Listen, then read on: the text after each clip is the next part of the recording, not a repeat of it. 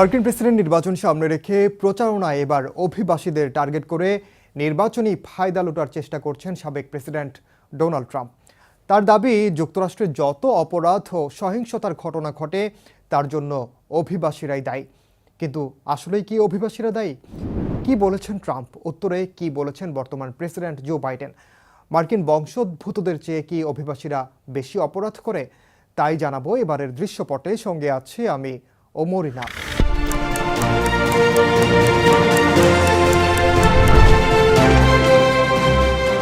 কি বলেছেন আসলে ট্রাম্প? এবছরের নভেম্বরে প্রেসিডেন্ট নির্বাচনে বর্তমান মার্কিন প্রেসিডেন্ট জো বাইডেনের সঙ্গে লড়াই করবেন সাবেক মার্কিন প্রেসিডেন্ট ডোনাল্ড ট্রাম্প। কঠোর সীমান্ত নীতি নিয়ে এখনও আগের অবস্থানে অটল তিনি। কঠোর সীমান্ত নীতি ট্রাম্পের যে কোনো ভুল সিদ্ধান্ত নয়, তার যুক্তি তুলে ধরতেই নির্বাচনী প্রচারণায় অভিবাসীদের টার্গেট করছেন ট্রাম্প। তার দাবি, বাইডেন যে ধরনের নীতি গ্রহণ করেছেন তা অভিবাসীদের অপরাধ সংঘটিত করতে উৎসাহ ও অনুপ্রেরণা দেয়। এ ধরনের অপরাধকে বাইডেন অভিবাসী অপরাধ হিসেবে আখ্যা দিয়েছেন ট্রাম্প। মূলত সম্প্রতি ট্রাম্প এবং তার দলের রিপাবলিকান নেতারা জর্জিয়ায় 22 বছর বয়সী নার্সিং শিক্ষার্থী লেকেন রিলি হত্যা মামলার দিকে আঙ্গুল তুলেছেন।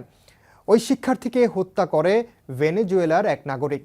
রিপাবলিকান ন্যাশনাল কমিটি সম্প্রতি বাইডেন ব্লাড বাথ নামে একটি ওয়েবসাইট চালু করেছে, যেখানে অ্যারিজোনা, মিশিগান এবং পেনসিলভেনিয়ার মতো নির্বাচনী যুদ্ধক্ষেত্র সহ যুক্তরাষ্ট্রের 8টি অঙ্গরাজ্যে অভিবাসীদের অপরাধ কর্মকাণ্ডে জড়িত থাকার অভিযোগ এনে কাল্পনিক গল্প সাজানো হয়েছে বলে জানিয়েছে গণমাধ্যম। কি বলছেন বাইডেন, সে বিষয়টাও জানা দরকার। গেল মার্চে স্টেট অব দ্য ইউনিয়নের ভাষণে বক্তব্য দেওয়ার সময় বাইডেনকে রিলি হত্যার বিষয়ে অবস্থান পরিষ্কার করার দাবি জানান রিপাবলিকান প্রতিনিধি মার্জোরি টেইলর গ্রিন। সে সময় বাইডেন বলেন, রিলি নিরপরাধ একজন নারী, যাকে একজন অবৈধ অভিবাসী হত্যা করেছে। এ সময় বাইডেনের কাছে জানতে চাওয়া হয়, আর কতজনকে এমন অবৈধ অভিবাসীদের হাতে হত্যাকাণ্ডের শিকার হতে হয়েছে। এমন প্রশ্নের উত্তরে রিলির খুনিকে অবৈধ অভিবাসী বলায় দুঃখ প্রকাশ করেন বাইডেন। বলেন, অবৈধ অভিবাসী না বলে কাগজপত্রবিহীন অভিবাসী বলা উচিত ছিল তার। মার্কিন বংশোদ্ভূতদের চেয়ে কি অভিবাসীরা বেশি অপরাধ করে? এমন প্রশ্ন ওঠাটাই এখন স্বাভাবিক। সেটাও তবে জানা যাক। শিক্ষাবিদ এবং বিভিন্ন প্রতিষ্ঠানের গবেষণায় দেখা গেছে, স্থানীয় মার্কিন বংশোদ্ভূতদের চেয়ে যুক্তরাষ্ট্রে বসবাসরত অভিবাসীদের অপরাধের হার কোনোভাবেই বেশি নয়। তেমনি কিছু সাম্প্রতিক গবেষণা দেখে নেওয়া যাক। ক্যালিফোর্নিয়া ইউনিভার্সিটির অপরাধ বিজ্ঞানের অধ্যাপক এবং সমাজবিজ্ঞানের আরও একজন অধ্যাপকের immigration and crime assessing contentious issues গবেষণা প্রতিবেদনে বলা হয়, 1994 এবং 2014 সালের মধ্যে অভিবাসন এবং অপরাধের মধ্যে সংযোগের বিষয়ে 50টিরও বেশি গবেষণা করা হলেও বিশ্লেষণে তাদের উল্লেখযোগ্য কোনো সম্পর্ক পাওয়া যায়নি।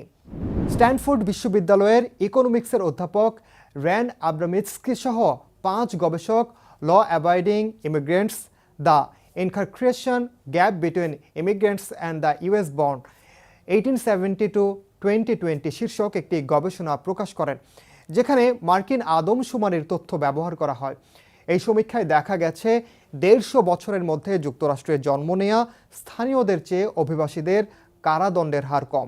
টেক্সাসের জননিরাপত্তা বিভাগের 2012 থেকে 2018 সালের তথ্য ব্যবহার করে comparing crime rates between undocumented migrants, legal immigrants and native born US citizens in Texas শীর্ষক গবেষণা প্রকাশ করেন উইসকনসিন ম্যাডিসন বিশ্ববিদ্যালয়ের সমাজবিজ্ঞানের অধ্যাপক এবং আরও 2 গবেষক, যেখানে বলা হয়, বৈধ অভিবাসী এবং যুক্তরাষ্ট্রে জন্ম নেওয়া মার্কিন নাগরিকদের তুলনায় অবৈধভাবে যুক্তরাষ্ট্রে অবস্থান করা অভিবাসীদের অপরাধমূলক ঘটনায় গ্রেপ্তারের হার কম। এমনকি অভিবাসীদের মধ্যে অপরাধ প্রবণতার কোনো প্রমাণ নেই বলেও সেই প্রতিবেদনে উল্লেখ করা হয়। এসব গবেষণা কতটা নির্ভরযোগ্য? একটু আগে যেসব গবেষণার কথা উল্লেখ করেছি তার সবই বিশ্ববিদ্যালয়ের একাডেমিক গবেষকরা পরিচালনা করেছেন। সেই সঙ্গে এসব গবেষণা পিয়ার রিভিউড জার্নালে প্রকাশিত হয়, অর্থাৎ এসব গবেষণা জালিয়াতি বা ভুল তথ্য দেওয়ার কোনো সুযোগ নেই। তাছাড়া গবেষণাগুলো মার্কিন আদমশুমারির রেকর্ড এবং যুক্তরাষ্ট্রে অবৈধভাবে অভিবাসীদের সংখ্যার অনুমান সহ বিভিন্ন তথ্য উপাত্তের উপর ভিত্তি করেই তৈরি করা হয়েছে। গবেষকদের একজন মাইকেল লাইট টেক্সাসের ডেটা বা পরিসংখ্যান ব্যবহার করেছেন। অপরাধের হার এক এক অঙ্গরাজ্যে এক এক রকম হলেও টেক্সাসের পরিসংখ্যানে গড়মিল হওয়ার কোনো সুযোগ নেই বলেই বলছেন বিশ্লেষকরা। কোনো গবেষণায় কি অভিবাসীদের অপরাধ প্রবণতা বেশি দেখা গেছে? অভিবাসীদের নিয়ে কাজ করা সংগঠন দ্য সেন্টার ফর ইমিগ্রেশন স্টাডিজের একটি গবেষণায় বলা হয়, অভিবাসীরা অন্যদের তুলনায় বেশি বা কম হারে অপরাধ করে এমন কোনো প্রমাণ পাওয়া যায়নি। তবে 1985 থেকে 2017 সাল পর্যন্ত অ্যারিজোনা অঙ্গরাজ্য কারাগারের ডেটা ব্যবহার করে 2018 সালে একটি প্রতিবেদন দেয় সংগঠনটি, যেখানে বলা হয় যুক্তরাষ্ট্রে বসবাসকারী অভিবাসীদের অপরাধে দোষী সাব্যস্ত হওয়ার সম্ভাবনা বেশি। আবার রক্ষণশীল অর্থনীতিবিদ জন লটের সমীক্ষায় দেখা গেছে যুক্তরাষ্ট্রে অভিবাসীরা আরও গুরুতর অপরাধ করে এবং দীর্ঘ সময়ের সাজা ভোগ করে। কিন্তু ক্যাটো ইনস্টিটিউটের নওরাস্তে এই প্রতিবেদনের সমালোচনা করে বলেন, লট এমন অভিবাসীদের অন্তর্ভুক্ত করেছেন যাদের যুক্তরাষ্ট্রে আইনি মর্যাদা রয়েছে। তারা অপরাধ করে ভিসার শর্ত লঙ্ঘন করতে পারে বলে মনে করেন তিনি। তবে কি সম্প্রতি অপরাধ প্রবণতা বেড়েছে অভিবাসীদের? অপরাধের হার নির্ধারণ করতে ব্যবহৃত ডেটা সাধারণত কয়েক বছরের পুরনো, তাই এটি স্পষ্টভাবে বর্তমান বা ভবিষ্যতের প্রবণতার আভাস দিতে পারে না বলেই মনে করেন বিশ্লেষকরা। বেশ কয়েকজন গবেষক বলেছেন, গত এক দশকে অনেক বেশি পরিবার এবং শিশু সীমান্ত অতিক্রম করার সময় ধরা পড়েছে। যদিও পরিসংখ্যানগতভাবে তাদের অপরাধ করার সম্ভাবনা কম বলে মনে করেন তারা। উইসকনসিন ম্যাডিসন বিশ্ববিদ্যালয়ের অধ্যাপক মাইকেল লাইট বলেন, মার্কিন গবেষণা সামগ্রিকভাবে ইঙ্গিত করে না যে অভিবাসীদের অপরাধ করার সম্ভাবনা বেশি। বিদেশি বংশোদ্ভূত ব্যক্তিরা অপরাধ করে, এটা কোনো সন্দেহ নেই। তবে স্থানীয় মার্কিনদের চেয়ে তাদের অপরাধের সংখ্যা বেশি এমনটা বলার কোনো প্রমাণ নেই বলেই মনে করেন তিনি।